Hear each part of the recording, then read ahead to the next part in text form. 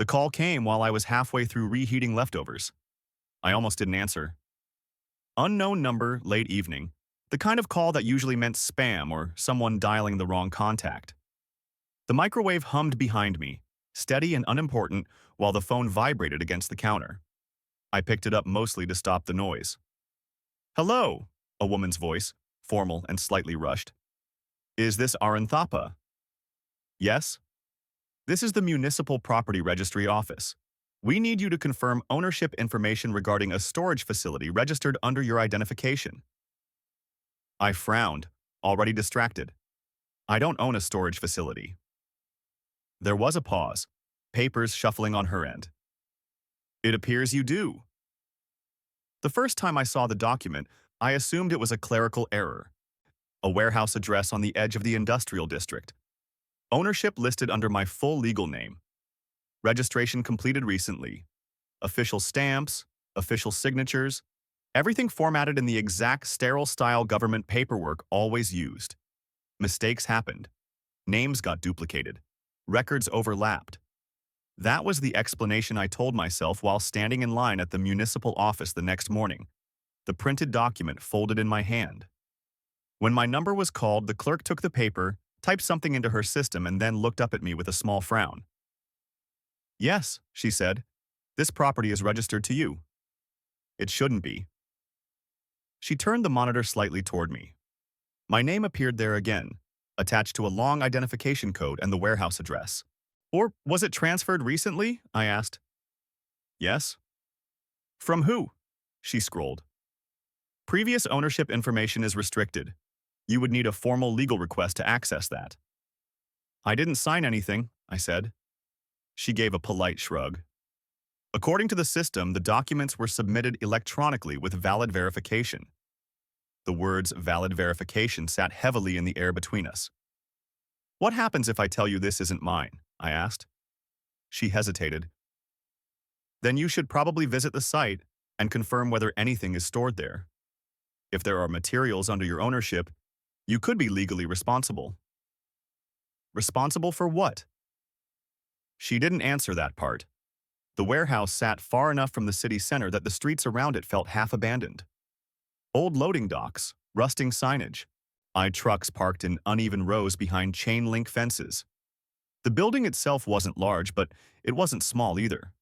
A plain rectangular structure with faded paint and a locked sliding gate at the entrance.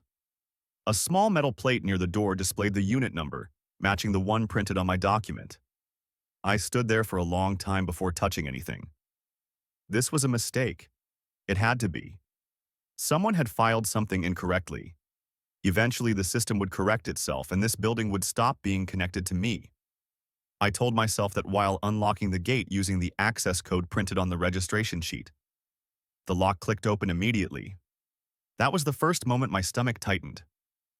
Inside, the warehouse light switched on in sections, illuminating rows of sealed crates stacked neatly along the walls, when everything looked organized, intentional, not abandoned. I stepped inside slowly. No workers, no paperwork desk, no security office, just crates, dozens of them, each labeled with barcodes and shipping tags I didn't recognize. I walked closer to one and brushed dust off the label. Medical supply markings, temperature-sensitive symbols, expiration warnings. Why would this be under my name? I whispered. The question echoed faintly through the empty space. I didn't open any of the crates. I didn't touch anything else. After a few minutes, I locked the building again and stood outside in the afternoon heat, trying to think clearly. Someone had transferred a warehouse full of medical materials to my legal identity, without telling me, without contacting me, and without leaving any explanation. I told Nisha that evening, and she listened quietly, leaning against my kitchen counter while I explained everything, from the phone call to the visit to the building. "You're serious?" she asked when I finished. I wish I wasn't. "And you don't know what's inside those crates?" "Medical supplies, I think. At least that's what the labels say." She crossed her arms. "That's not normal." "I know." "Did anyone contact you after the transfer?" "No." "That's worse." I sat down heavily at the table. I was thinking of filing a dispute. You should, she said. But before that, maybe talk to a lawyer. If those supplies are expired or illegal imports or something, you could be blamed. The word blamed hit harder than I expected. What if someone just needed a temporary name? I said. Like a placeholder? Nisha gave me a long look. That's exactly what worries me. The lawyer's office smelled faintly of old paper and polished wood. He listened carefully while I explained the situation, occasionally jotting notes in a small notebook. So, he said finally, a storage facility full of unidentified goods was legally transferred to your name without your knowledge. Yes? And you have no connection to the previous owner. None. He leaned back slightly. Then you need to document everything, immediately.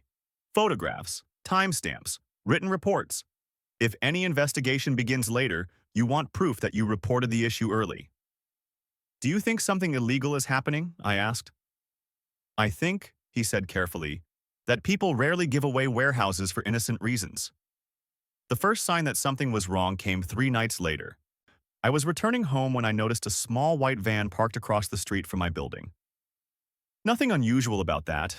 Delivery vans appeared there all the time, but this one stayed there long after the shops closed. The next morning, it was gone. 2 days later, it was back. Same spot. Same tinted windows. Maybe coincidence. Maybe nothing. But once you start noticing something, it's hard to stop noticing it. A week passed before anyone contacted me directly. The call came while I was at work. Mr. Thapa, a man said, voice calm and neutral. We believe a property registered under your name contains materials that belong to our organization. What organization? A logistics company. Then why is the warehouse registered to me? A short pause. That is what we are trying to resolve. His tone was polite, but something underneath it felt wrong, too controlled, too careful. I've already reported the issue to a lawyer, I said. Another pause. That would not be necessary if we can reach a private solution. I don't know what's inside those crates, I replied. I'm not signing anything. His voice cooled slightly. We will contact you again. The call ended. For the rest of the day, I couldn't focus on anything else. That evening, I returned to the warehouse with Nisha. She insisted on coming. If something's happening, she said, you shouldn't be there alone. Inside, the crates looked exactly the same as before, sealed, stacked, untouched. But this time we noticed something new. A small refrigeration unit humming quietly near the back wall. Temperature-controlled storage, she murmured. That means whatever's inside is sensitive. Medicine? Maybe. Or something else, she said. We stood there in silence for a moment. Should we open one? I asked. She shook her head immediately. Not yet. If something's illegal inside, opening it makes you part of the chain. The phrase part of the chain stayed with me long after we locked the building again. The official investigation started quietly. 2 inspectors visited the warehouse, photographed the crates, asked careful questions, and left without explaining much. They didn't accuse me of anything, but they didn't reassure me either. A few days later, my lawyer called. There's a possibility the materials were routed through multiple temporary owners, he said. Your name may have been used as a final registration point. For what purpose? To obscure the supply chain. My stomach tightened. And if something illegal is found? You will need to demonstrate that you reported the situation immediately and cooperated fully. I already did. Yes, he said. That will help. Help wasn't the same as protect. The threats, when they finally arrived, were subtle. A letter with no return address. You should resolve the warehouse issue quietly. An email from an unfamiliar account. Not every problem needs authorities involved. A stranger outside my apartment asking casually whether I still owned that building. None of them crossed the line into anything the police would call a crime. But together, they formed a pattern that made sleep difficult. Nisha noticed first. You look exhausted, she said one evening. I keep thinking someone's going to show up demanding the keys. Would you give them? I don't know. She looked at me carefully. You do know. You're just hoping you won't have to decide. The truth surfaced months later.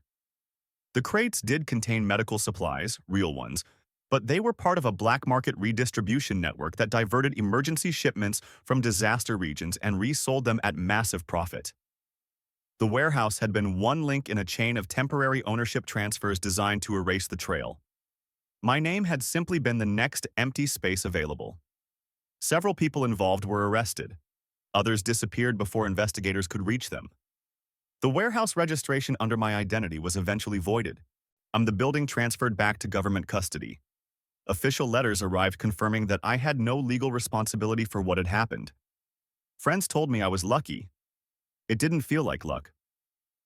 Sometimes, when I passed the industrial district, I slow down without meaning to. The warehouse still stands there, now painted over, new locks on the doors, new registration numbers on the entrance plate. From the outside, nothing about it looks unusual. That's what unsettles me most. How easily something dangerous can sit quietly behind an ordinary wall, registered to an ordinary name, while the person attached to it has no idea it even exists.